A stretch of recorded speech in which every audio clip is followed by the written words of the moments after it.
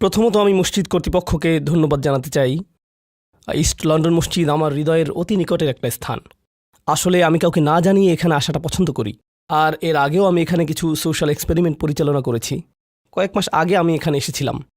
সম্ভবত বিষয়টা আমি আগেও বলেছিলাম যে কয়েক মাস আগে আমি এখানে এসেছিলাম জুমার নামাজে অংশ নেওয়ার জন্য। তখন আমি শ্রোতাদের মাঝে ছিলাম, একটা হুডি পরিহিত ছিলাম, তাই কেউ আমাকে চিনতে পারেনি। আর মাথা নিচু করে রেখেছিলাম। আমি দেখতে চেয়েছিলাম যে ধরা পড়ে যাই কিনা, কিন্তু না, ধরা পড়িনি। গোটা সময়টাতেই আমি অজ্ঞাত থাকতে পেরেছিলাম। জুমার নামাজের সময় একজন ব্যক্তি পাশ থেকে উকি দিয়েছিলেন, আর আমিও তাড়াতাড়ি আমার হিজাব সামলে নিয়েছিলাম। এরপর আর কোনো সমস্যা হয়নি। কিন্তু যাই হোক, আপনাদের আতিথেয়তায় আমি আপ্লুত। আর অবশ্যই আজ রাতে আপনাদের বিপুল সংখ্যক উপস্থিতি আল্লাহ আমাদের মধ্যে যে ভালোবাসা দিয়ে দিয়েছেন সেটাই প্রমাণ করছে। আল্লাহ শুধু এই ভালোবাসাটিকে ইবাদত হিসেবে কবুল করে নিন, আর মুসলিমদের মাঝে এই ভালোবাসাকে বৃদ্ধি করে দিন। এই সন্ধ্যায় আমি আপনাদের সাথে যে আলোচনা করতে চাই তা হল কোরআনের একটি অনুচ্ছেদ, সূরা ফুরকানের শেষ অংশ। এটা কোরআনের 25তম সূরা। আমার অনেক প্রিয় এবং হৃদয়ের কাছের একটা অনুচ্ছেদ। এটা এমন অনুচ্ছেদ যা নিয়ে আমি আগেও বহুবার আলোচনা করেছি, কিন্তু কয়েক বছর পর পর এই আয়াতগুলোতে ফিরে যাওয়ার এবং এর সাথে আমার সম্পর্ককে নবায়ন করার প্রয়োজনীয়তা অনুভব করি। আর আমি যদি এই প্রয়োজন অনুভব করি, আমার মনে হয় যে আপনাদেরও এই একই প্রয়োজনীয়তা রয়েছে। তো এটাই হলো 25তম এই সূরাটি থেকে প্রাপ্ত কিছু শিক্ষা, আপনাদের সাথে আলোচনা করার পেছনের অনুপ্রেরণা। তো এই অনুচ্ছেদে আল্লাহ আজ্জা জাল্লা আমাদেরকে একটি বিশেষ উপাধি প্রদান করেছেন, আর সেই উপাধিটি হলো ইবাদুর রহমান, অবিশ্বাস্য রকম করুণাময় এবং ভালোবাসাময় সত্তার বান্দারা। ইমানদারদেরকে আল্লাহর বান্দা হিসেবে অভিহিত করা যেতে পারে, ইমানদারদেরকে শুধুমাত্র ইমানদার হিসেবে অভিহিত করা যায়, আল্লাযীনা আমানু, আমাদেরকে মুসলিম বলে অভিহিত করা যায়। আমাদের অনেক উপাধি রয়েছে, আর এই সকল উপাধির মধ্যে আল্লাহ এই সূরাতে বিশেষ এবং অনন্য একটা উপাধি বাছাই করেছেন, সেটা হলো ইবাদুর রহমান। আর এটা কিছু ইঙ্গিত প্রকাশ করছে। প্রথমত, ব্যাকরণগত দৃষ্টিকোণ থেকে ইবাদুর রহমান শব্দ দুটিকে আরবিতে বলা হয় ইদাফা। সরল ভাষায় এর অর্থ হল দুইটি শব্দ একে অপরের সাথে সম্বন্ধযুক্ত। ব্যাকরণগতভাবে দুইটি শব্দ যা একে অপরের সাথে একীভূত হয়ে আছে। আর ব্যাকরণগতভাবে বলা যায় যে মুদাফ এবং মুদাফ ইলাইহির মাঝে কোনো কিছু আসার সুযোগ নেই, তারা অবিচ্ছেদ্য। আল্লাহ এখানে বলতে পারতেন ইবাদুন লির রহমান, আর রহমানের প্রতি নিবেদিত বান্দারা। কিন্তু যেহেতু এই দুইটি শব্দ একে অপরের সাথে এভাবে একীভূত হয়ে আছে, এই বিষয়টি থেকে কিছু তাফসীরকারক অনুপ্রাণিত হয়ে এই মত ব্যক্ত করেছেন যে এটা কিছু মানুষের সাথে আল্লাহর খুবই নিকট সম্পর্ক বর্ণনা করছে। আর অবশ্যই আল্লাহর নামগুলোর প্রত্যেকটিরই নির্দিষ্ট অর্থ রয়েছে। এগুলো আমাদের যে কারোর জন্য নির্দিষ্ট আবেগ অনুভূতি সৃষ্টি করে। তিনি বলতে পারতেন ইবাদুল্লাহ, আল্লাহর বান্দারা, কিন্তু তিনি তার প্রজ্ঞা দিয়ে দুইটি শব্দ চয়ন করেছেন, ইবাদুর রহমান। তো এই আয়াতে আমাদের এবং আল্লাহর সাথে যে সম্পর্ক বর্ণনা করা হয়েছে তা হলো ভালোবাসা, যত্ন এবং করুণার সম্পর্ক। আমাদেরকে আল্লাহর ভালোবাসা, যত্ন এবং করুণার চাদরে জড়িয়ে নেওয়া হয়েছে। আয়াতগুলোর অগ্রসর হওয়ার সাথে সাথে বক্তব্যের বিষয়বস্তুকে দুটি ভিন্ন দৃষ্টিভঙ্গি থেকে দেখা সম্ভব। একটি দৃষ্টিভঙ্গি হলো কিছু মানুষের বিশেষ কিছু গুণ রয়েছে। বিশেষ এই মানুষগুলো কারা? যাদেরকে আল্লাহ ইবাদুর রহমান বলে আখ্যায়িত করেছেন। এই দৃষ্টিভঙ্গি অনুযায়ী এই হলো গুণাবলীগুলোর একটা তালিকা। যদি এর সবগুলোর অধিকারী হতে না পারেন, আপনি আসলে ব্যর্থ হয়েছেন। এটা হলো একটা দৃষ্টিভঙ্গি। তো আমাদের যে কারো জন্য আমরা যদি প্রথম দৃষ্টিভঙ্গির দিকে লক্ষ্য করি, তখন বলবো আমি তো তাহলে অকৃতকার্য হয়ে গেলাম। কিন্তু এটাকে দেখার আরেকটা পরিষ্কার দৃষ্টিভঙ্গি রয়েছে, আর সেটা হলো এই প্রত্যেকটি হলো পৃথক শ্রেণীর মানুষের জন্য। তাদের প্রত্যেকেই হলেন পৃথক শ্রেণীর মানুষ। তাদের মধ্যে সাদৃশ্যপূর্ণ বৈশিষ্ট্য হলো তারা সকলেই ঈমানদার। কিন্তু এক্ষেত্রে একটা বিষয় হলো, আর এই ধারণাটি আমি সূচনায় আপনাদেরকে বলবো, আমরা সকলে একরকম নই। যেমন আজকের জুমার পর এক নারীর সাথে আমার সাক্ষাৎ হয়েছে। তিনি আমার কাছে এসে বললেন আমি প্রতিদিন 3 ঘন্টা ধরে তাহাজ্জুদের নামাজ পড়ি। আক্ষরিকভাবে এটাই তিনি আমাকে জিজ্ঞেস করেছিলেন, এটা কি ঠিক আছে? আর আমি বলেছিলাম আপনাকে এজন্য পুরস্কৃত করা উচিত, কারণ অনেকের জন্য নিয়মিত 5 মিনিট তাহাজ্জুদ পড়াও অসম্ভব। কখনো কখনো মানুষের জন্য সময় মতো ফজরের নামাজে ওঠাও অত্যন্ত কঠিন হয়ে যায়। আর এই নারী 3 ঘন্টা নামাজ পড়ছেন। আমি বললাম কিসের তাড়নায় আপনি এটা করতে পারছেন? তিনি বললেন কি করব, আমি টিভি দেখব? তার চেয়ে বরং আল্লাহর সাথে কথা বলে সময় কাটাই। এটাই তিনি আমাকে বলেছেন। আমি সম্মানিত বোধ করছি যে তিনি আমার কাছে এসে প্রশ্নটি করেছেন। আমার উচিত ছিল তার কাছ থেকে পরামর্শ নেওয়া, এমন মানুষের কাছ থেকে যারা আল্লাহর নৈকট্যপ্রাপ্ত। আমি যা বলতে চাচ্ছি তা হলো আমরা সকলে একরকম নই। তিনি যা করেছেন আমি তা করতে পারবো না, আমি সত্য কথা বলছি। এই নারী যা করেন আমি তা করতে সক্ষম নই, আর আমি তার এই যোগ্যতার প্রতি সম্মান জানাই। আল্লাহ এই অভ্যাস বজায় রাখতে তাকে দৃঢ়তা দান করুন। কিন্তু আমরা তো জানি এমন মানুষ রয়েছেন যারা অন্যদেরকে সাহায্য করার ক্ষেত্রে অসাধারণ। তাদের যোগ্যতা, তাদের পারদর্শিতা হলো অন্য মানুষকে সাহায্য করা। আরেক ধরনের মানুষ রয়েছে যাদের এই গুণটি রয়েছে যে যখন তারা মানুষের চারপাশে থাকেন মানুষ ভালো অনুভব করে, এটাই তাদের যোগ্যতা। আপনি শুধু তাদের কাছে যাবেন, যদি তারা কোনো কথা নাও বলেন আপনি শুধু তাদের সাথে সময় কাটাবেন, তখন নিজের ভেতর একটা প্রশান্তি অনুভব করবেন, শান্তি অনুভব করবেন। আল্লাহ আমাদের সকলকে বিচিত্র যোগ্যতা দিয়েছেন। এই অনুচ্ছেদের ব্যাপারে এই বিষয়টাই আমার কাছে অনেক বেশি বিশ্বাসযোগ্য মনে হয় যে এটা বিভিন্ন ইমানদারদের জন্য বিভিন্ন বিচিত্র গুণাবলীর উল্লেখ করেছে। ইমানদারদের একটি শ্রেণীর বিশেষ এক ধরনের গুণাবলী রয়েছে, ইমানদারদের অন্য একটি শ্রেণীর অন্য ধরনের গুণাবলী রয়েছে, সেটা তাদেরকে বিশেষ বৈশিষ্ট্যমণ্ডিত করে। আর আমরা যখন এই আয়াতগুলোতে অগ্রসর হব আপনি হয়তো দেখবেন যে প্রথমটি আমার সাথে মিলছে না। আমি আশা করছি যে কমপক্ষে একটি গুণের অধিকারী হব। আপনি হয়তো একের অধিক গুণের সাথে মিল খুঁজে পাবেন, আর সেটাও আপনাকে ইবাদুর রহমান হিসেবে অন্তর্ভুক্ত করবে। এখানে প্রথম গুণটি চমৎকার।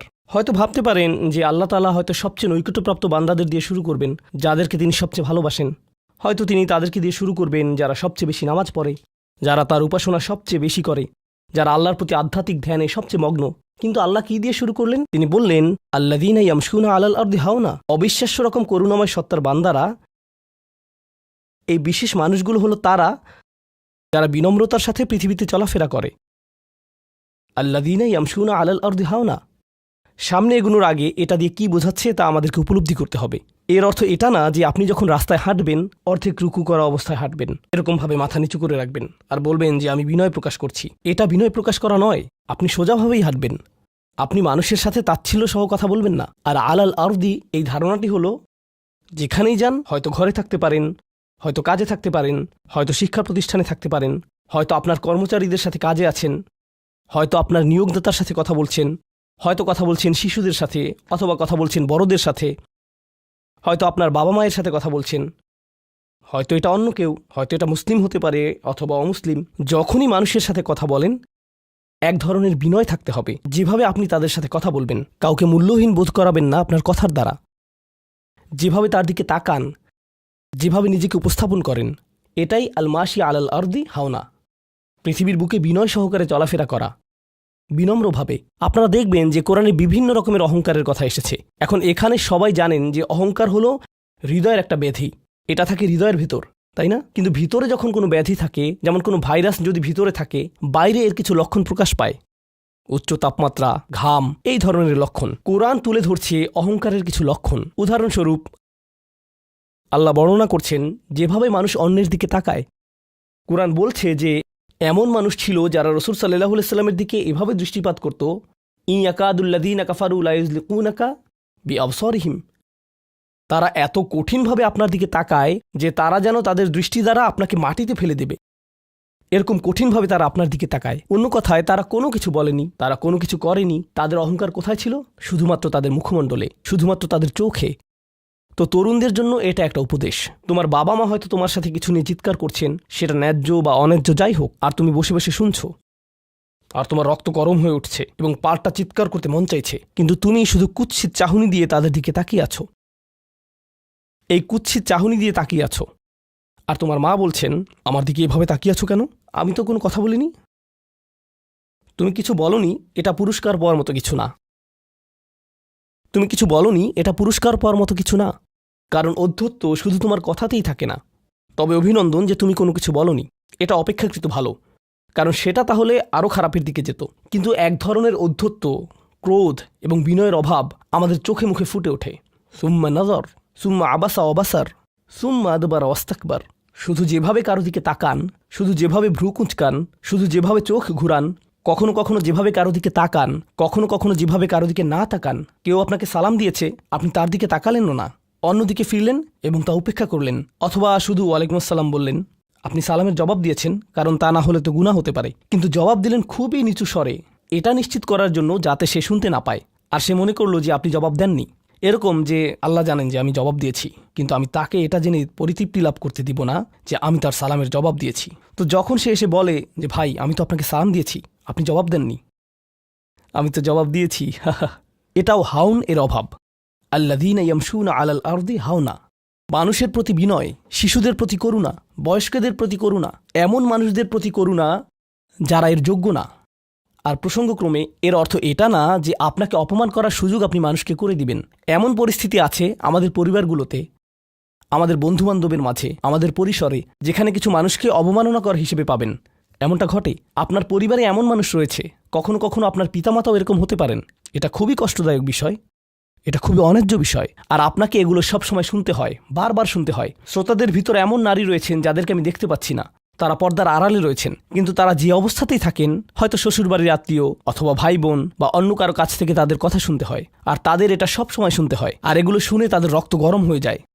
তখন কি করবেন? আপনাকে তখনও বিনয় ধরে রেখে যা করা শিখতে হবে তা হলো প্রথমত সেরকম পরিস্থিতি থেকে দূরে থাকবেন। যদি জানেন যে মেজাজের ভারসাম্য হারিয়ে ফেলবেন, তখন সেখান থেকে বেরিয়ে যান। এই মুহূর্তে আমি এই আলোচনায় অংশ নিতে পারবো না, দুঃখিত, আমি একটু হাঁটতে যাব। রাগে বিস্ফোরিত হয়ে যাওয়ার আগে এটা থেকে বেরিয়ে যান। এটাই প্রথমত এবং প্রধানত ইয়ামশুনা আলাল আরদি হাওনা। যুক্তিসঙ্গতভাবেই আয়াতটিতে এর সাথে যা সম্পর্কিত, ওয়া ইযা খাতাবাহুমুল জাহিলুনা ক্বালু সালামা, অল্প অল্প করে অবিশ্বাস্য কিছু শিক্ষা এখানে প্রদান করা হয়েছে। আরবি ভাষায় ইদা অর্থ যদি না, এর অর্থ যখন।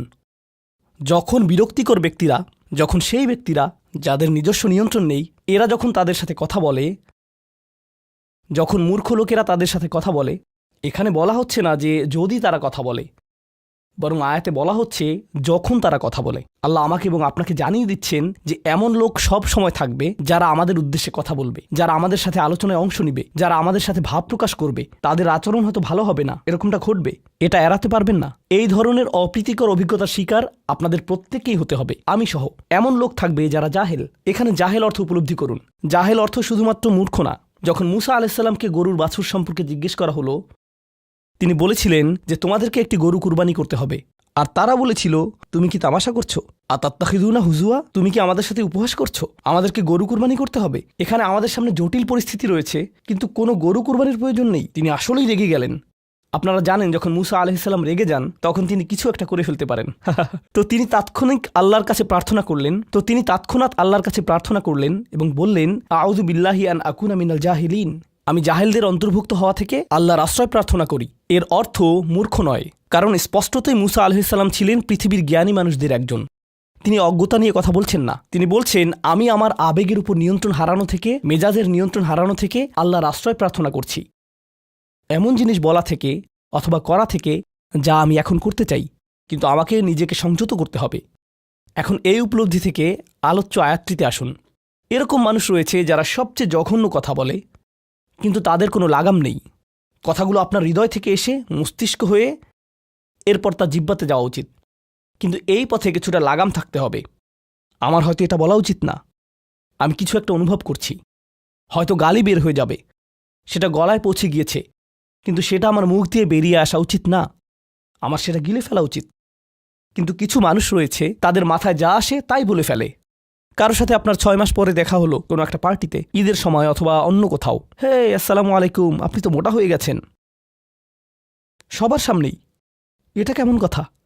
আপনি এটা মনে মনে আনতে পারেন আর নিজের মনে মনে মাশা আল্লাহ বলতে পারেন, কিন্তু সবার সামনে কেন আপনাকে এই কথা বলতে হবে? হেই, তুমি তো কয়েক বছর আগে পড়ালেখা ছেড়ে দিয়েছিলে, এখনও পাশ করনি, এখনও ফেইল অবস্থাতেই আছো।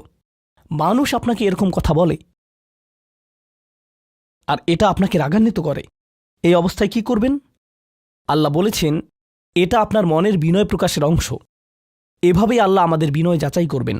আর প্রসঙ্গক্রমে তারাই হয়ে থাকে আমাদের সবচেয়ে কাছের মানুষ, যার অর্থ আপনি এই ধরনের পরিস্থিতিতে বারবার বারবার বারবার পড়বেন। কিভাবে এটা থেকে বেরিয়ে আসবেন? আল্লাহ বলছেন, ওয়া ইযা খাতাবাহুমুল জাহিলুনা ক্বালু সালামা। এটা দিয়ে কতিপয় জিনিস বোঝায়। আমি এখানে সেই কয়েকটি শিক্ষা নিয়ে আলোচনা করব। যখন এমনটা ঘটবে, আপনার তাৎক্ষণিক প্রতিক্রিয়া হবে শান্তি, ক্বালু সালামা। এটা দ্বারা বিদায়ও বোঝাতে পারে। আপনি বলবেন, সালাম, আমি আর এই আলোচনা চালিয়ে যেতে চাই না, আমি সম্মানজনকভাবে আপনাকে বিদায় জানাবো। ও দাঁড়ান, আমার তো একটা মিটিং আছে। এর বাকি অংশটুকু আপনি মনে মনে বলতে পারেন আল্লাহর সাথে দোয়া করার জন্য, কিন্তু এটা তার কাছে প্রকাশ করার প্রয়োজন নেই। শুধু বলুন যে আমার একটা মিটিং আছে, আর সেখান থেকে চলে আসুন, কারণ আপনি এটা নিতে পারবেন না। তারা সেখান থেকে বেরিয়ে আসে সম্মানজনকভাবে, এটা একটা অর্থ। যখন জঘন্য মানুষ আপনার কাছে আসে, বেরোবার পথ খুঁজে বের করবেন, কোরআন এই সূরাতে আরও পরে যা বলেছে যে মাররু কিরামা, সম্মানজনকভাবে তারা এটা অতিক্রম করে চলে যায়। কিছু কিছু মানুষ আছে যারা এমন কথা বলতে চায় যা আপনাকে রাগান্বিত করবে। তারা আসলে এটা করে মজা পায়। তারা কথা বলবে শুধু আপনাকে উত্তেজিত করার জন্য।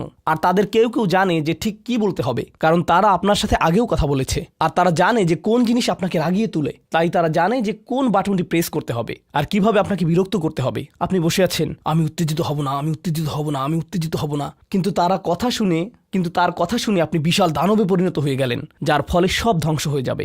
আর সেই ক্ষেত্রে আপনাকে আগে এটা রোধ করতে হবে।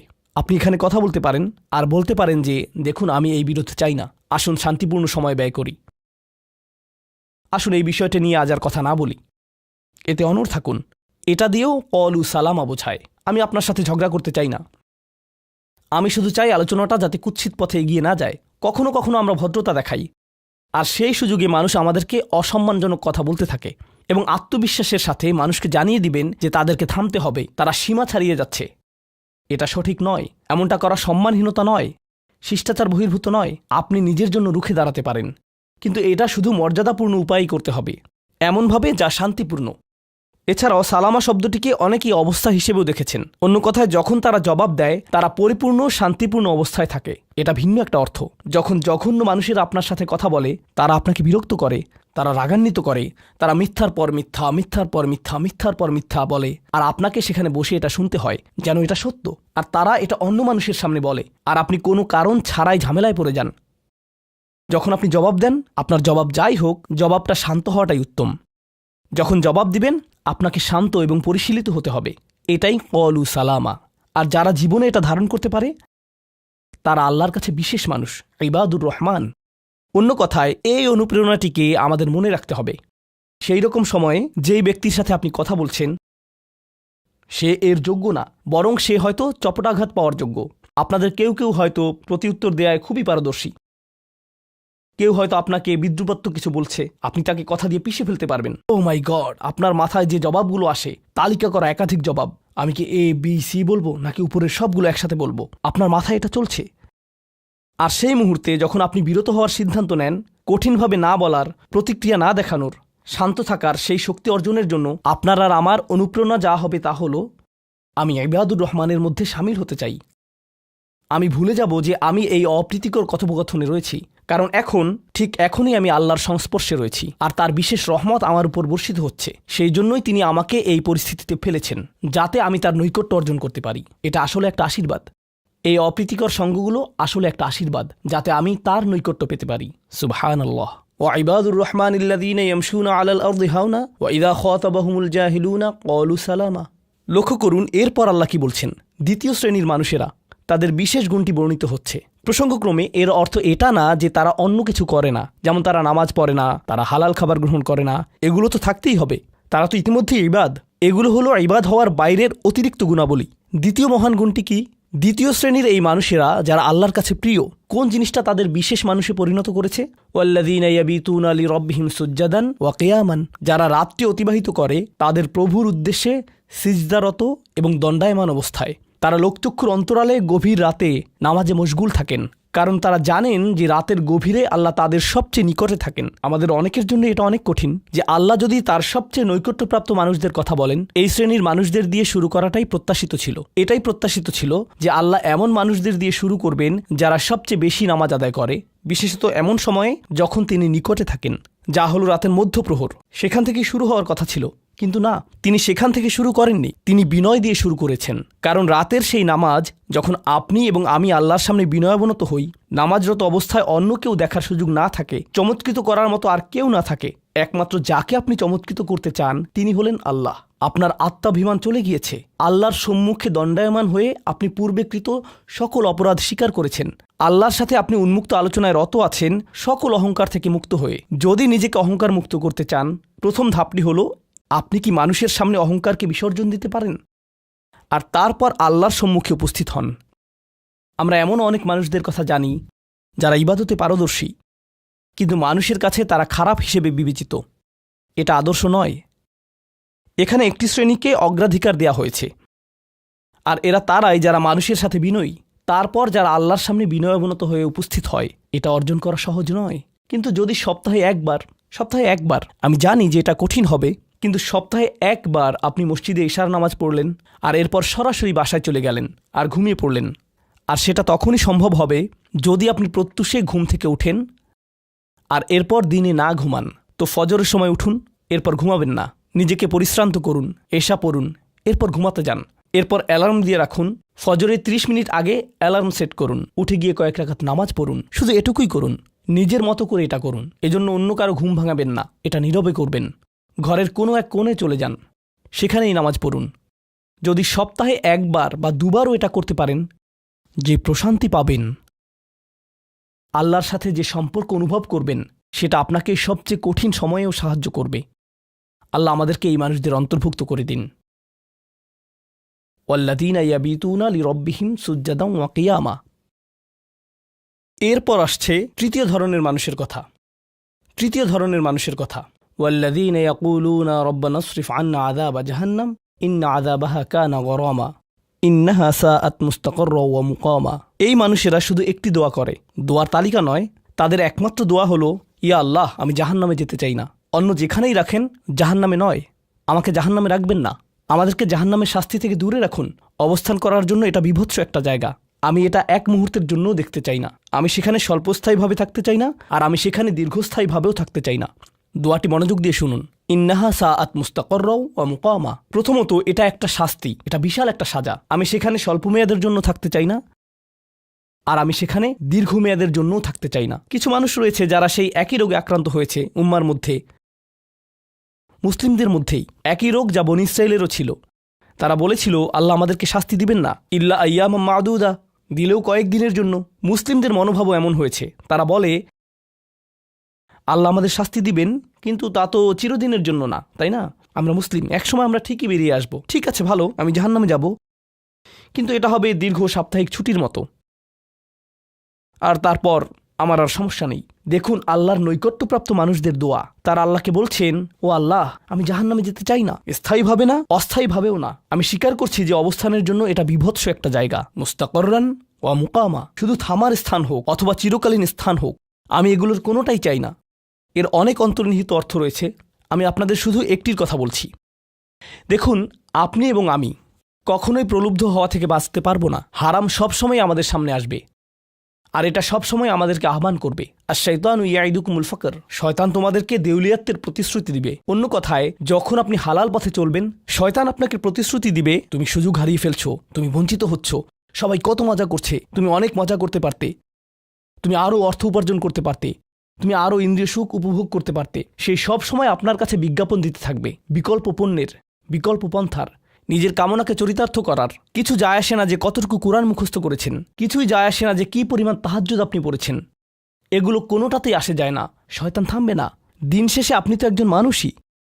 দিন শেষে কামনা বাসনাগুলো আপনার মাঝে থাকবে, আর শয়তান থামবে না, সে আপনার পেছনে লেগেই থাকবে। শয়তানের একটা কৌশল আল্লাহ বর্ণনা করেছেন। তার মনস্তাত্ত্বিক কৌশলটি হল, যায়্যানা লাহুমুশ শাইতানু আমালাহুম। শয়তান তাদের কাজগুলোকে তাদের কাছে আকর্ষণীয় করে দেয়। শয়তান আপনার কাছে আসবে, আপনাকে প্রলুব্ধ করবে। তখন আপনি বলবেন, হ্যাঁ এটা খারাপ, কিন্তু আমি তো অনেক ভালো কাজও করি।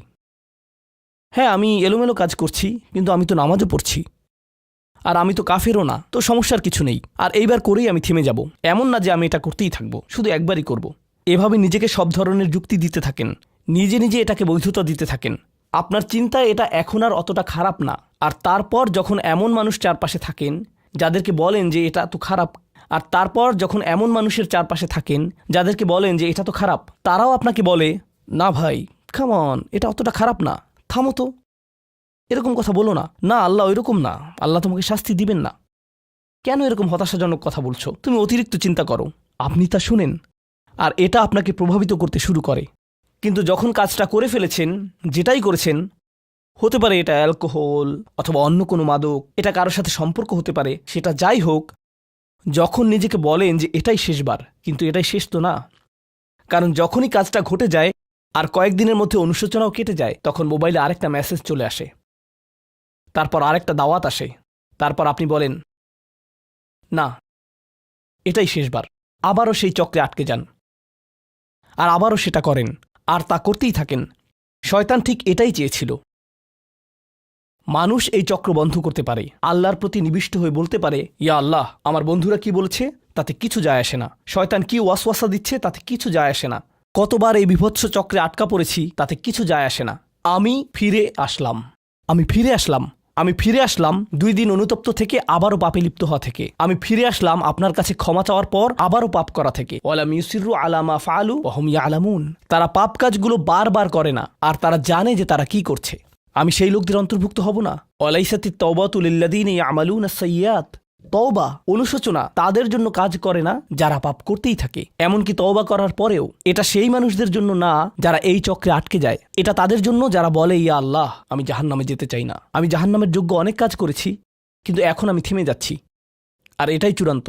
তারা হলেন আল্লাহর কাছে বিশেষ মানুষ, কারণ আল্লাহ জানেন এটা কতটা প্রলুব্ধকারী ছিল, আল্লাহ জানেন সেই আসক্তি কতটা শক্তিশালী ছিল, আল্লাহ জানেন পাপের কত গভীরে আপনি ছিলেন, আল্লাহ জানেন আপনার উপর শয়তানের সেই দীর্ঘ নিয়ন্ত্রণের কথা, আর আপনি সেই নিয়ন্ত্রণ ভঙ্গ করতে এবং আল্লাহর কাছে ফিরে আসতে সক্ষম হয়েছেন। আল্লাহর পথে আপনার এই যাত্রা অন্য মানুষের তুলনায় অনেক কঠিন। আপনার সামনের প্রলোভনগুলো অনেক শক্তিশালী, আপনার প্রতি অভিকর্ষের টানটি অনেক বেশি শক্তিশালী, আর এর সাথে লড়াই করে যেহেতু আল্লাহর কাছে এসেছেন, তাই আপনি বিশেষ মর্যাদা সম্পন্ন।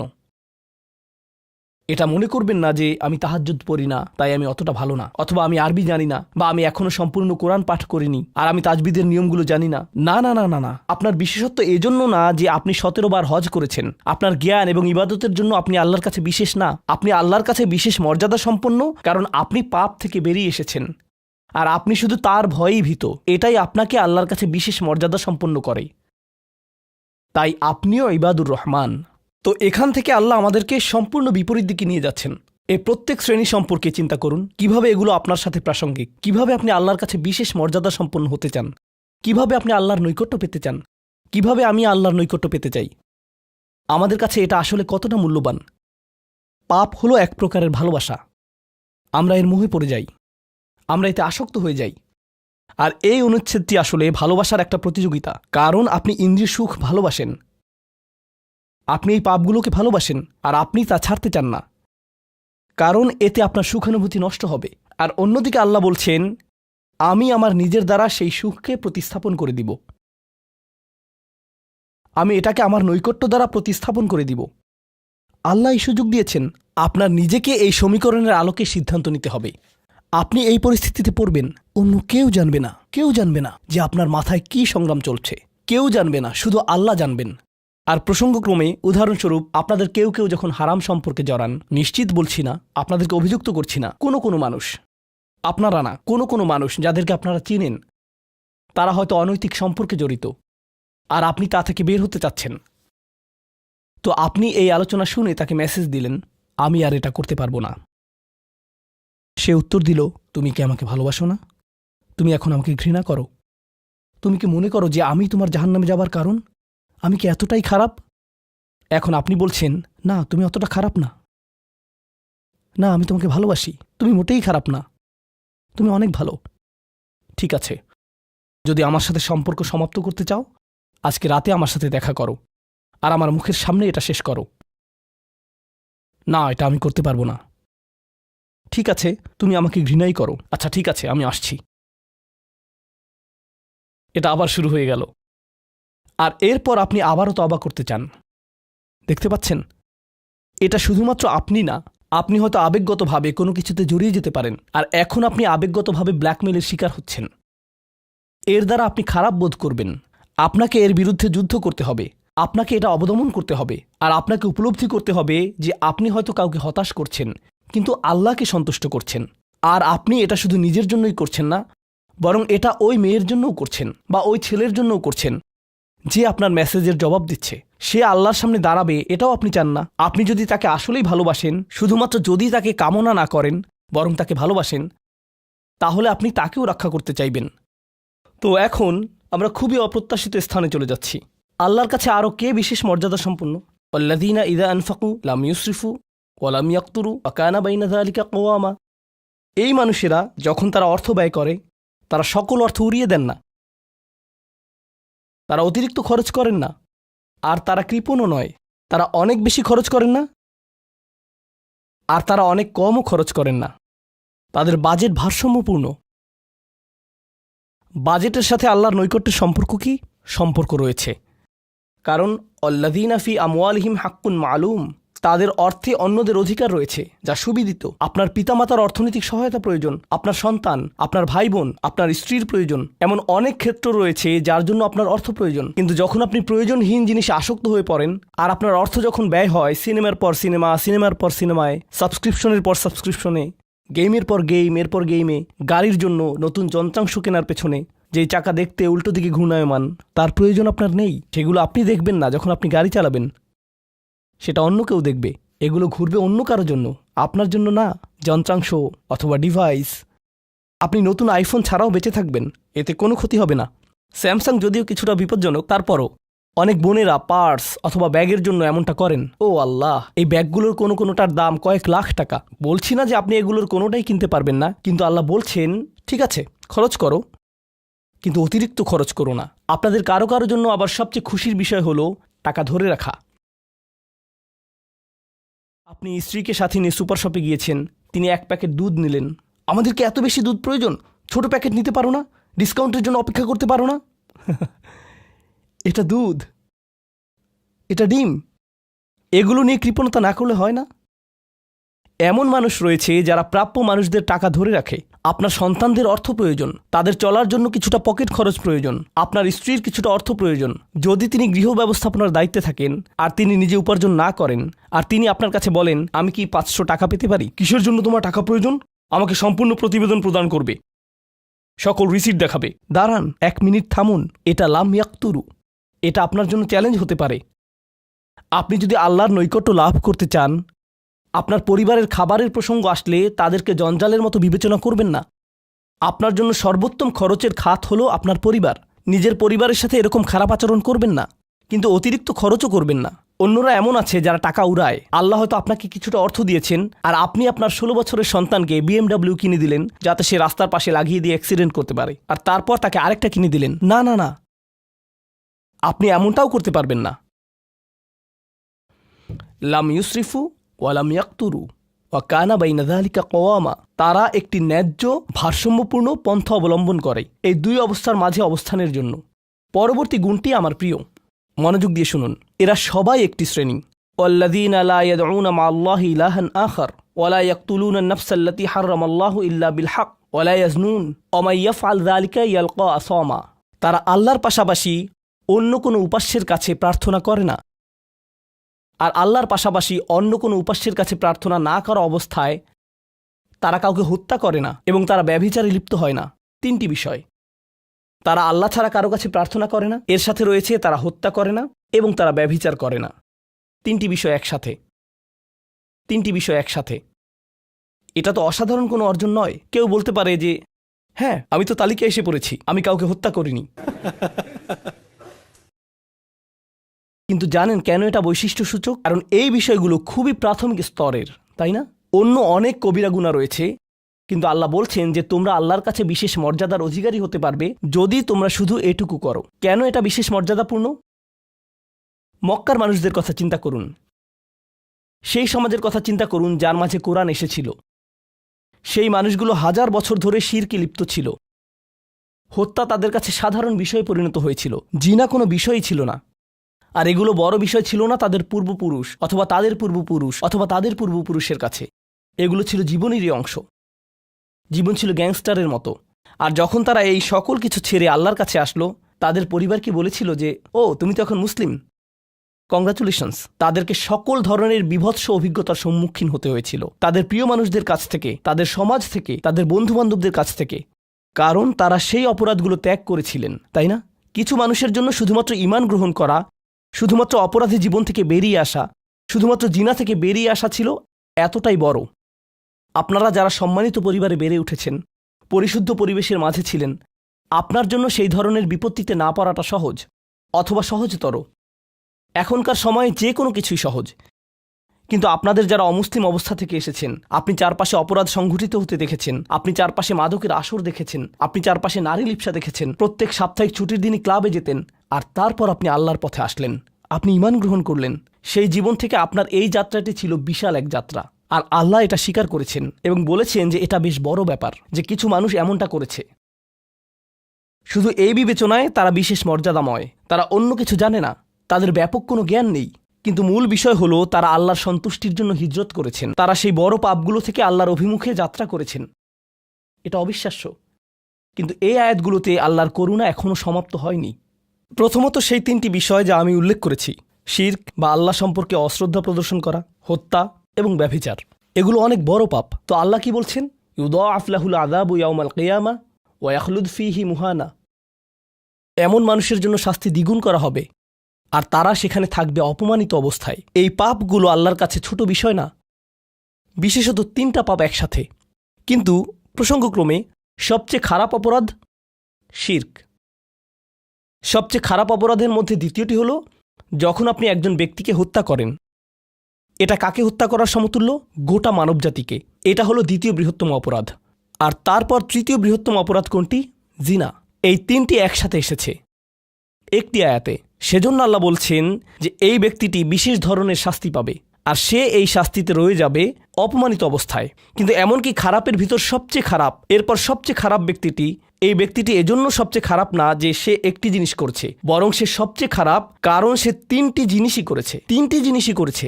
এটা জাহান্নামের হ্যাট্রিক অর্জনের মতো। আর সম্পর্কে আল্লাহ কি বলছেন? তিনি বলছেন ইল্লা মান তাবা ওয়া আমানা ওয়া আমিলা আমালান সলিহা। অর্থাৎ যে অনুতপ্ত হয়েছে, ঈমানের পথে ফিরে এসেছে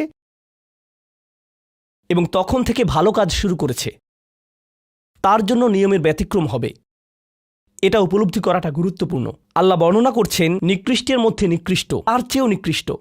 আর তারপর বলেছেন এমনকি সেই ব্যক্তির ক্ষেত্রেও যদি সে আমার কাছে ফিরে আসে, আমি তাকে শাস্তিতে নিক্ষেপ করব না। কিন্তু এতটুকু যথেষ্ট না। আমরা কথা বলছি ইবাদ আর রহমানের ব্যাপারে, যিনি অবিশ্বাস্য রকমের করুণাময় সত্তা। তো তিনি তাদেরকে শুধুমাত্র জাহান্নাম থেকে রক্ষা করেই ক্ষান্ত হবেন না, তিনি আরও কি করবেন? ফাউলাইকা ইউবাদদিলুল্লাহু সাইয়্যাতিহিম হাসানাত। সেই মানুষগুলোর মহাপাপগুলোকে প্রতিস্থাপিত করবেন। আর আমি আপনাদেরকে মনে করিয়ে দিচ্ছি সেই পাপগুলো কি?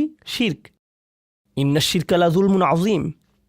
হত্যা, কাআন্নামা কাতালান নাসা জামিআ, সে যেন গোটা মানবজাতিকে হত্যা করল। এবং জিনা, ব্যভিচার, সবচেয়ে বড় পাপ এগুলো। আল্লাহ বলছেন যে পাহাড় সমান তাদের এই সমগ্র পাপ কাজগুলোকে আমি প্রতিস্থাপন করে দিব ভালো কাজ দিয়ে। কিন্তু তারা এখনও কোনো ভালো কাজ করেনি। তারা এখনও নামাজ পড়েনি, তারা এখনও ইবাদত করেনি, তারা এখনও হজ করেনি, তারা এখনও দান করেনি। তারা মূলত যা করেছে তা হলো অনুতপ্ত হয়েছে। আর এখন থেকে তারা ভালো কাজ করবে। আল্লাহর জন্য এতটুকুই যথেষ্ট। তাদের পাহাড়সম পাপগুলো নিবেন, যা তাদেরকে চিরকাল জাহান্নামে নিক্ষেপ করত অপমানিত অবস্থায়। আর তিনি এই পাহাড়সম পাপগুলোকে নিয়ে পাহাড়সম ভালো কাজে পরিবর্তিত করে দিবেন। এটাই আল্লাহ করবেন তাওবাকারীদের জন্য। আপনিও বিশেষ মর্যাদার অধিকারী হবেন। শুধু তাওবা করুন। তো আপনি যখন বসে বসে এটা শুনছেন আর ভাবছেন আমি তো বেশ বড় ভুল করে ফেলেছি, এখানে হয়তো এমন কেউ বসে আছে যিনি কাউকে হত্যা করেছেন, এরপর জেলে গিয়েছেন এবং মুক্তি পেয়েছেন। কিভাবে আল্লাহ আমাকে ক্ষমা করবেন? আপনাদের কেউ কেউ হয়তো ব্যভিচারের ভুল করে ফেলেছেন, আল্লাহ আপনাদেরকে রক্ষা করুন। আপনাদের কেউ কেউ হয়তো সেই পথে অগ্রসর হচ্ছেন। আপনাদের কেউ কেউ হয়তো শিরক করেছেন। সকল ধরনের অপরাধ সংঘটিত হচ্ছে, আর মানুষ সকল ধরনের অপরাধে লিপ্ত হচ্ছে। আপনি যদি তওবা করেন এবং আল্লাহর কাছে ফিরে আসেন, এই সকল অপরাধ শেষ হয়ে যাবে। কিন্তু এরপর আপনাকে ভালো পথে চলতে হবে। ওয়া আমিলা আমালান সলিহা ফাউলাইকা ইউবাদদিলুল্লাহু সাইয়্যাতিহিম হাসানাত। অন্য কথায়, যখন আপনি আল্লাহর কাছে ফিরে আসবেন, এটা প্রকৃত অর্থেই প্রত্যাবর্তন হতে হবে, এটা কৃত্রিম হতে পারবে না। ওয়া কানাল্লাহু গফুরুর রহিমা। আর আল্লাহ সর্বদাই ক্ষমাশীল, অতিমাত্রায় ক্ষমাশীল, সর্বদা প্রেমময়, যত্নশীল এবং করুণাময়। আমার সময় ফুরিয়ে যাচ্ছে, কিন্তু আপনাদের সাথে আরও কয়েকটা বিষয় শেয়ার করতে চাই। আসুন এই তালিকাটা প্রথমে শেষ করি। এটা শেষের দিকে। কেউ বলতে পারে যে আমি শিরক করিনি, আমি হত্যা করিনি, আমি জিনাও করিনি, আমি শুধু ছোট বিষয়গুলো করেছি। যেমন আমি ফজরের নামাজ পড়িনি, একদিন ফ্রিজ থেকে আমার ভাইয়ের চকলেট মিল্ক চুরি করে খেয়েছি, বেশ কয়েকবার বাবার সাথে চড়া মেজাজে কথা বলেছি, আরেকদিন একটা পার্টিতে কিছুটা গীবত করে ফেলেছি। কিন্তু আমি হত্যা করিনি।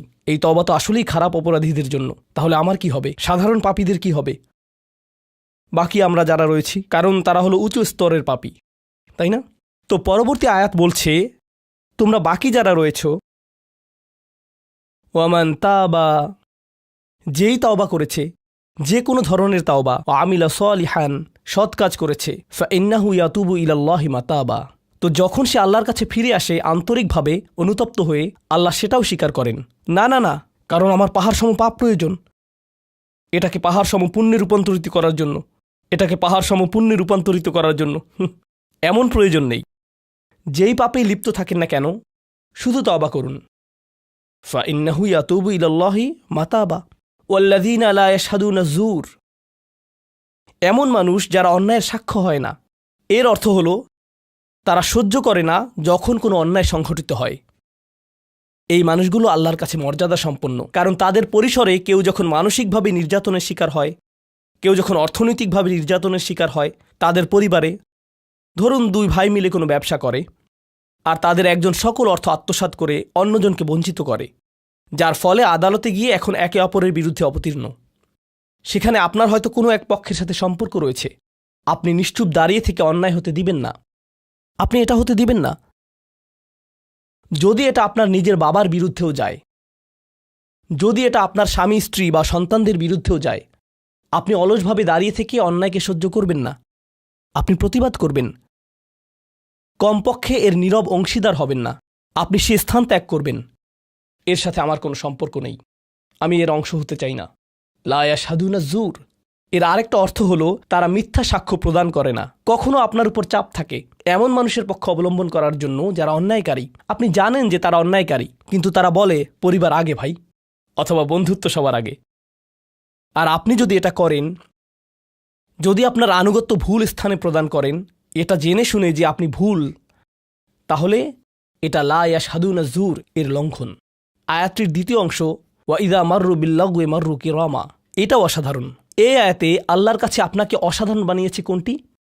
আপনি একটা আসরে রয়েছেন, বন্ধুরা সবাই ঘুরে বেড়াচ্ছে, অথবা আপনি হয়তো কোনো হোয়াটসঅ্যাপ গ্রুপে আছেন।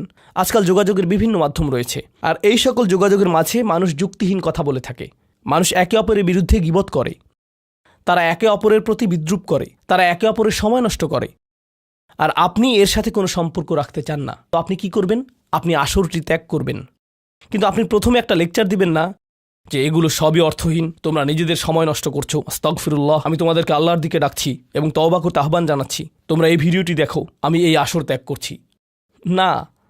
অথবা আপনি কোনো পার্টিতে রয়েছেন আর বললেন আস্তাগফিরুল্লাহ, তোমরা সবাই গীবত করছো, আমি এখান থেকে চলে যাচ্ছি।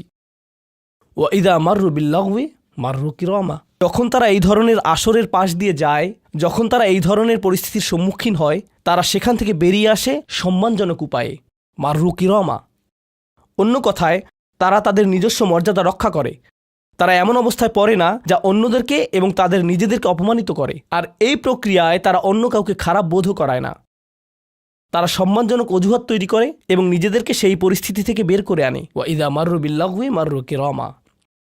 আর সবশেষে ওয়াল্লাযীনা ইযা যুক্কিরু বিআয়াতি রাব্বিহিম লাম ইয়াখিরু আলাইহা। আসলে এখনও শেষ হয়নি, আপনাদের ভালো বোধ করার জন্য বললাম। ওয়াল্লাযীনা ইযা যুক্কিরু বিআয়াতি রাব্বিহিম লাম ইয়াখিরু আলাইহা সুম্মান ওয়া উমিয়ানান। এটা জুমায় অংশগ্রহণকারীদের জন্য। যখন তাদেরকে স্মরণ করিয়ে দেয়া হয়, তারা অন্ধ এবং বধিরের মতো পড়ে থাকে না। অন্য কথায় তারা সেগুলো উপেক্ষা করে না, তারা সেগুলোকে হালকাভাবে গ্রহণ করে না। তারা কিছু শোনার পর বলে না যে হ্যাঁ, এটা আমার সম্পর্কেই বলেছে, এটা ঠিকই আমার বিবেককে আঘাত করেছে, কিন্তু আমি ভুলে যাব যে এটা আমি শুনেছি, আমি ভান করব যে এটা আমার সম্পর্কে না এবং এটা নিয়ে চিন্তা করব না।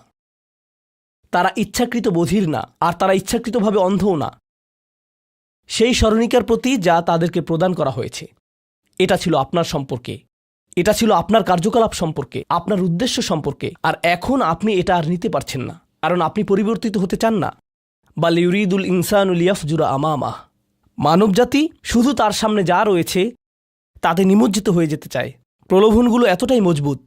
আর কোরআন উলিন নুহা সম্পর্কে বলছে, তারা এমন মানুষ যারা নিজেদেরকে সংযত করতে পারে। আপনাকে স্মরণ করিয়ে দেয়া হচ্ছে নিজেকে সংযত করার জন্য, আর আপনি বলছেন আমি সংযত হতে চাই না, আমি এই অবস্থাতেই ভালো আছি, আমি ইতিমধ্যেই কাজটি করার দিন, তারিখ এবং স্থান নির্ধারণ করে ফেলেছি এবং টিকিটও করে ফেলেছি। এরপর এই খুতবাটি আমার মুড নষ্ট করে দিল, তো আমি এখন একটা বার্গার খাবো এবং খুতবায় যা শুনেছি তা নিয়ে চিন্তা করব না। তারপর সেখানে যাব যেখানে আমি যেতে চেয়েছিলাম। খুতবাটা বেশ দেরিতে শোনা হয়েছে। সেই মানুষেরা এমনটা করে না। যখন কোনো স্মরণিকা শ্রবণ করে, নিজেদের উপর এর প্রভাব পড়তে দেয়, তারা এটাকে পরিবর্তন ঘটানোর সুযোগ দেয়।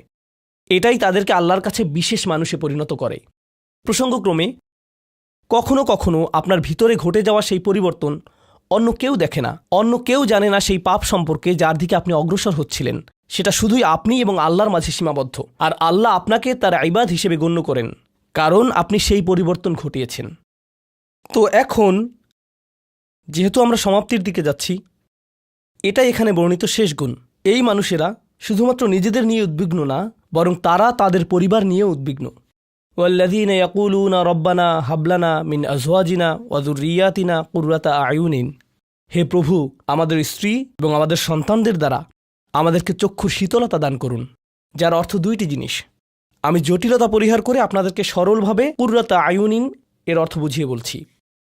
প্রথম অর্থ হলো, ইয়া আল্লাহ, অন্য সকল কিছু আমাকে পীড়িত করে, অন্য সকল কিছু আমাকে অসুবিধায় ফেলে, কিন্তু যখন আমি আমার স্ত্রীর কাছে আসি এবং আমার সন্তানদের কাছে আসি, ইয়া আল্লাহ, এই স্থানটিকে আমার জন্য প্রশান্তিদায়ক করে দিন।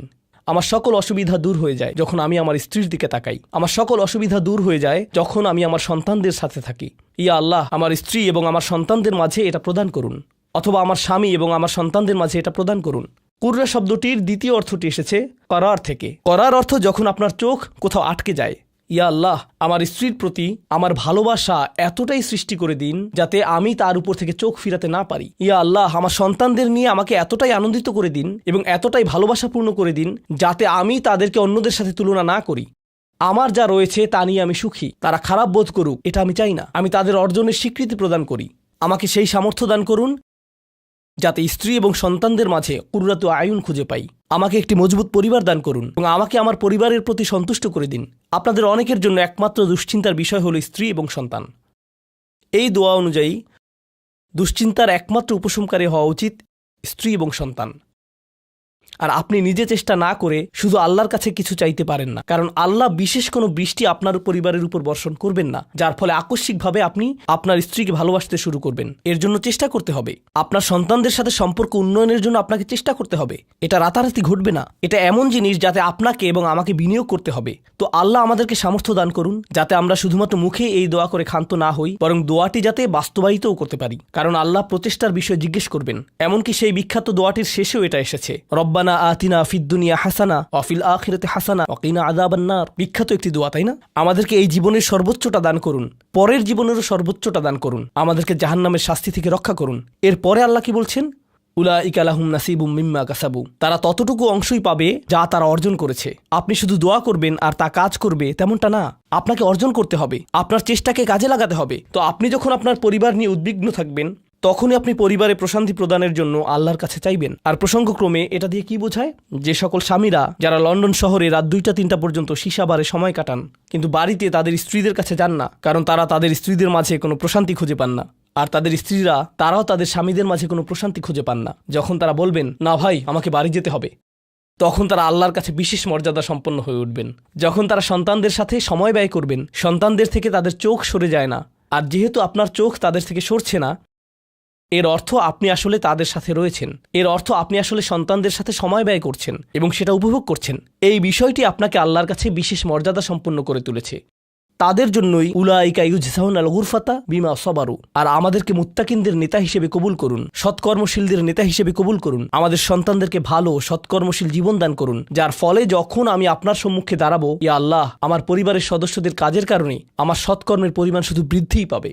এখন এই সব কিছুর পরে উলাইকা ইউজজাউনাল গুরফাতা বিমা সাবারু, এই মানুষদেরকে প্রদান করা হবে সুউচ্চ প্রাসাদ, তারা যে ধৈর্য প্রদর্শন করেছে তার প্রতিদান স্বরূপ। লক্ষ্য করুন, এখানে আল্লাহ বলছেন তারা যে ধৈর্য প্রদর্শন করেছে তার প্রতিদান স্বরূপ। আপনি যদি এই তালিকার প্রথমে যান, যারা তাদের জিহ্বা সংযত করে, যখন মূর্খ লোকেরা তাদের সাথে কথা বলে তারা বিনয়ী, তারা জিহ্বা সংযত করে, যারা আল্লাহ ছাড়া অন্য কারো ইবাদত করে না, যারা আল্লাহর ইবাদত করে রাতের গভীরে, এই তালিকাটি যা আমরা আলোচনা করলাম, তাদের প্রত্যেকেরই প্রয়োজন অধ্যাবসায়, মজবুতি, দৃঢ়তা এবং প্রতিজ্ঞা। আর সবর শব্দটি দিয়ে এটাই বোঝায়। এই মানুষগুলো পুরস্কৃত হবেন তারা যে দৃঢ় প্রতিজ্ঞা দেখিয়েছেন তার জন্য। তারা এর জন্য প্রতিজ্ঞাবদ্ধ ছিলেন। ওয়ায়ুলাক্কাউনা ফিহা তাহিয়াতান ওয়া সালামা, তাদেরকে সেখানে অভ্যর্থনা করা হবে অভিবাদন ও সালাম সহকারে। আল্লাহ তাদের জন্য অভিবাদন প্রেরণ করবেন। আল্লাহ শুধুমাত্র তাদেরকে ভালোবাসবেন না, বরং তিনি তাদেরকে এখন সম্মানিতও করছেন। এরা হলেন আল্লাহ কর্তৃক বিশেষ পুরস্কার প্রাপ্ত। খালিদিনা ফিহা হাসুনাত মুস্তাকররা ও মুকামা, তারা অবিশ্বাস্য সেই সম্মানের মাঝে এবং সেই সুউচ্চ প্রাসাদের মাঝে চিরকাল থাকবেন। কি চমৎকার স্থান, স্বল্পকালীন এবং চিরকালীন অবস্থানের জন্য। তো আল্লাহ এটাকে জাহান্নামের সাথে তুলনা করেছেন, তাই না? জাহান্নামীরা বলবে, আমি এখানে স্বল্পকালের জন্যও থাকতে চাই না, চিরকালের জন্যও থাকতে চাই না। আল্লাহ বলেছেন, জান্নাতের স্বাদ যদি তুমি সামান্য পরিমাণেও পাও, তুমি এটা আকাঙ্ক্ষা করবে, তুমি এটা চিরকালের জন্য চাইবে। আল্লাহ আমাদের সকলকে চিরকালের জন্য জান্নাতে প্রবেশ করান। আমরা সর্বশেষ আয়াতে এসেছি। আমি জানি যে আমি অতিরিক্ত সময় নিয়েছি, প্রশ্ন উত্তরের জন্য আপনাদের কিছুটা সময় আমার দেওয়া উচিত। আমার আর 4-5 মিনিট প্রয়োজন। শেষের এই আয়াতটি গভীর তাৎপর্যপূর্ণ। এই সূরাটির শেষ আয়াত, এটা এই অনুচ্ছেদটিরও শেষ আয়াত। এই তালিকা যা আপনাকে বিশেষ মর্যাদা সম্পন্ন করবে, তার সাথে এর কোনো সম্পর্ক নেই। আয়াতটি কুরাইশ এবং গোটা মানবজাতিকে উদ্দেশ্য করে বলা হয়েছে, আর রাসূলকে বলা হলো যে কিভাবে সৃষ্টিকর্তার নৈকট্য অর্জন করা যাবে। এই তালিকা যেহেতু এখন প্রদান করা হলো, তাহলে আর সমস্যা কোথায়? কুল মা ইয়াবাউ বিকুম রাব্বি লাউলা দুআউকুম ফাকাদ কাযযাবতুম ফাসাউফা ইয়াকুনু লিজামা। এই আয়াতটিকে ব্যাখ্যা করার বেশ কয়েকটি দৃষ্টিভঙ্গি রয়েছে। আমি সরলভাবে এর কয়েকটি আপনাদের সাথে শেয়ার করতে চাই। সময় স্বল্পতার কারণে আমি ভাষাতাত্ত্বিক আলোচনায় যাব না, আমি শুধু অন্তর্নিহিত অর্থগুলোর সহজ বাংলা বর্ণনা করব। আল্লাহ একদিকে বলছেন, আল্লাহর সম্মুখে তোমাদের কী গুরুত্ব আছে, আল্লাহর সামনে তোমাদের কী মূল্য আছে, তোমরা কি মনে করো, তোমরা যখন আল্লাহর সামনে উপস্থিত হবে কি মূল্য তোমাদের থাকবে। মানবজাতি হিসেবে তোমাদের একটা মর্যাদা দেয়া হয়েছে যা অন্য কাউকে দেয়া হয়নি। দুআউকুম, তোমরা নিজেদের ইচ্ছায় আল্লাহকে ডাকতে পারো। আল্লাহকে ডাকতে হলে তোমাদের নিজস্ব ইচ্ছাশক্তিকে প্রয়োগ করতে হয়। পাহাড়, গাছ, পাখি, তাদের কোনো নিজস্ব ইচ্ছা নেই, তারা আল্লাহকে ডাকতে বাধ্য। ওয়া ইম মিন শাইইন ইল্লা ইউসাব্বিহু বিহামদিহি ওয়ালাকিন লা তাফকাহুনা তাসবিহাহুম। তোমরা আল্লাহর কাছে মূল্যবান যদি একটি জিনিস না থাকে, আর তা হলো তোমাদেরকে বাছাই করা হয়েছে তাঁকে ডাকার জন্য, কিন্তু তোমরা সেই দায়িত্বকে পরিত্যাগ করেছো। ফাকাদ কাযযাবতুম, আল্লাহকে ডাকার এই আমন্ত্রণকে তোমরা মিথ্যা সাব্যস্ত করেছো। ফাসাউফা ইয়াকুনু লিজামা, এই শাস্তি তোমাদেরকে পরিত্যাগ করবে না। এটা হবে এমন জিনিস যা থেকে তোমরা মুক্ত হতে পারবে না। এটা প্রথম অর্থ। আয়াতটির আরেকটি অর্থ হলো, আল্লাহ কাফেরদের এবং যারা সকল ধরনের পাপ কাজ করে তাদেরকে বলছেন, আমার কাছে তোমাদের কোনো মূল্য নেই। আর তোমাদের এখনও টিকে থাকার একমাত্র কারণ হলো তোমাদের মধ্যে কিছু মানুষ রয়েছে যারা এখনও আমাকে ডাকে। পৃথিবীর বুকে এখনও কিছু ঈমানদার রয়েছে যারা এখনও আল্লাহর উদ্দেশ্যে ক্ষমা প্রার্থনা করে, আর তারাই একমাত্র কারণ যে জন্য তোমরা এখনও বেঁচে আছো। আয়াতের তৃতীয় অর্থটি কাফেরদের উদ্দেশ্যে এবং এমন মুসলিমদের উদ্দেশ্যে যারা আল্লাহ থেকে অনেক দূরে রয়েছে, তাদের জন্য এটা প্রযোজ্য। আল্লাহ বলেছেন, তোমাদের কী মূল্য রয়েছে আমার কাছে? তোমরা নামাজ পড়ো না, তোমরা আনুগত্য করো না, তোমরা হালাল উপার্জন করো না, তোমরা সকল আদেশ লঙ্ঘন করো, কিন্তু কোনো কারণে মরিয়া হয়ে যদি তুমি আমাকে ডাকো, তারপরও আমি তোমাকে যথাযোগ্য মূল্যায়ন করব। এখনও তোমাকে সুযোগ দিয়ে যাচ্ছি, লাউলা দুআউকুম, কিন্তু মোটের উপর তুমি এখনও এই সকল কিছুকে মূল্যহীন বিবেচনা করছো। তুমি স্বীকার করছো না যে আমি তোমাকে যা কিছু দিয়েছি এবং যা কিছু করতে বলেছি তা আসলে তোমার কাছে অর্থবহ। তুমি এই সকল কিছুকে মূল্যহীন এবং মিথ্যা বিবেচনা করছো। তোমার এই স্বভাব পরিবর্তন করো, কারণ শীঘ্রই এটা স্থায়ীভাবে লেগে থাকা শাস্তিতে পরিণত হবে। আল্লাহ এটা বলেননি যে তোমাকে শাস্তি দেয়া হবে, বরং তিনি বলেছেন শীঘ্রই তোমাকে শাস্তি দেয়া হবে, শীঘ্রই তুমি এটা থেকে আর মুক্ত হতে পারবে না। অর্থাৎ তোমার জন্য এখনও সুযোগ রয়েছে, বদলে যাও। আয়াতটির আরেকটা অর্থ হলো, হে কুরাইশরা, যদি আল্লাহ তোমাদেরকে কোরআনের মাধ্যমে আহ্বান না করতেন, তাহলে অন্য কোন জিনিস তোমাদেরকে মূল্যবান সাব্যস্ত করত? আল্লাহ তোমাদেরকে এই কিতাবটি দিয়ে সম্মানিত করেছেন, আর সর্বোপরি আল্লাহ আপনাকে এবং আমাকে এই কোরআন দিয়ে সম্মানিত করেছেন। তারপরেও তোমরা এটাকে সম্পূর্ণরূপে অগ্রাহ্য করছো। তোমরা এই কিতাবের কোনো মূল্যায়ন করছো না, আল্লাহর এই বাণীকে মূল্যায়ন করছো না। এখনও সময় আছে, নিজেকে সংশোধন করো এবং আল্লাহ তার কথা বলার জন্য যে তোমাদেরকে বেছে নিয়েছেন তার গুরুত্ব অনুধাবন করো। আয়াতটির সর্বশেষ অর্থ, আল্লাহ তোমাদেরকে শাস্তি দেওয়া পছন্দ করেন না। আয়াতাংশটির ভাষাতাত্ত্বিক একটি অর্থ হলো, তোমাদেরকে শাস্তি দেওয়ার জন্য আল্লাহ আগ্রহী নন, তাঁর কোনো উদ্দেশ্য এবং আকাঙ্ক্ষা নেই তোমাদেরকে শাস্তি দেওয়ার। কিন্তু আল্লাহ ছাড়া অন্য কাউকে ডাকার যে অপরাধ তোমরা সংঘটিত করেছ তা এতই বড় যে এর জন্য শাস্তি দিতেই হবে। অন্য কথায় আল্লাহ আপনাকে শাস্তি দিচ্ছেন যদিও তিনি চান না। মা ইয়াফআলুল্লাহু বিআযাবিকুম, তোমাদেরকে শাস্তি দিয়ে আল্লাহর কোনো প্রাপ্তি নেই। আপনাকে শাস্তি দিয়ে আল্লাহর কী পাওয়ার আছে? আল্লাহ এখানে বলছেন, আমি তোমাদেরকে শাস্তি দিতে চাই না, কিন্তু তোমাদের অপরাধগুলো অনেক বড়, আর শীঘ্রই এই শাস্তি স্থায়ী হয়ে যাবে। এই মুহূর্তে এগুলো অস্থায়ী, তোমরা এগুলো মুছে ফেলতে পারো। তাই এখনও ফিরে আসো, আল্লাহর দিকে ফিরে আসো। আমাদেরকে এই সকল সুযোগ দেওয়ার পর শুধুমাত্র তার কাছে ফিরে আসাই না, বরং তার নৈকট্য লাভের সুযোগ দেওয়ার পর সবশেষে তিনি বলছেন, কেন তোমরা শাস্তি পেতে চাও? আমি তো তোমাদেরকে শাস্তি দিতে চাই না, তোমরা শুধু ফিরে আসো। আল্লাহ সহজ করে দিন যাতে আমরা এই বিষয়গুলোকে হৃদয়ের গভীর থেকে অনুধাবন করতে পারি, এবং তিনি আমাদেরকে তাদের অন্তর্ভুক্ত করুন যাদের প্রভাবে চারপাশের পথভ্রষ্ট মানুষদের এবং চারপাশের আল্লাহর অবাধ্য মানুষদের হৃদয়ও কোমল হয়ে যায় এবং তারাও আল্লাহর কাছে প্রত্যাবর্তন করে। বারাকাল্লাহু লি ওয়া লাকুম ফিল কুরআনিল হাকিম ওয়া নাফা'নি ওয়া ইয়্যাকুম বিল আয়াতি ওয়া যিকরিল হাকিম।